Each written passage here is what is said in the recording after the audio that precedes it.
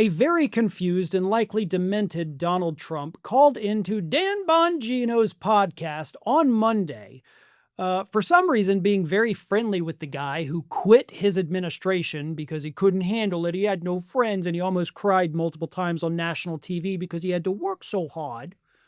So, little weird that Trump would call into his show, considering the guy abandoned him to go be a podcaster. But Trump did. And so Bongino wanted to know, like, hey, I don't know if you remember this, but you sacked Venezuela. Okay, you kidnapped their leader. You got him held up in a jail in New York, as far as we know. But more importantly, what's going on now with Venezuela and your whole take on the Monroe Doctrine and, just this intervention in Latin America? What's going on? And without missing a beat, Donald Trump gave this answer to that question. We were laughed at a year and a half ago. We were laughed at as being stupid people. We were laughed at it not as we see a guy falling up the stairs going into an airplane. I got to be very careful going in, nice and slow. I'm not looking to set any records. You don't want to go down. Could happen. I mean, you'll get up, but it can't happen 3 times in one shot, okay? The 3 times going up to say, I don't think you'll ever see anything like that, but it could happen. That was the one thing I have to tell you. It's probably the only thing I respected about Obama now. And yet it didn't look elegant at all. He bopped down the stairs. He would be in the middle. I thought it looked so terrible. This is the president of the United States. He's bopping down, bop, bop, bop, bop, bop, bop, bop, bop. And I kept waiting for him to fall, and he didn't. So I would rather have other traits than that.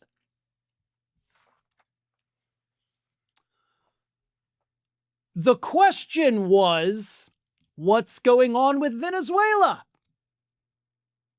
Not anything about Biden, about Obama, about airplanes, about steps, or about how people walk.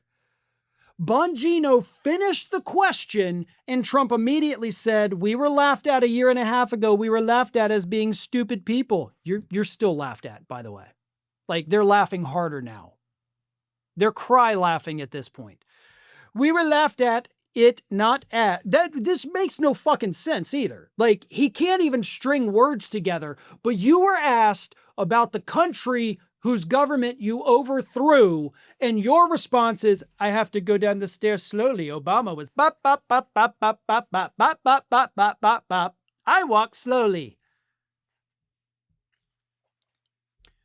You need to be in an institution. I'm not saying that to be mean. I'm not saying that to be funny. I am saying genuinely, folks, the President of the United States has severe cognitive impairments. Not decline, literal impairments that prevent his brain from being able to actually function the way a brain should.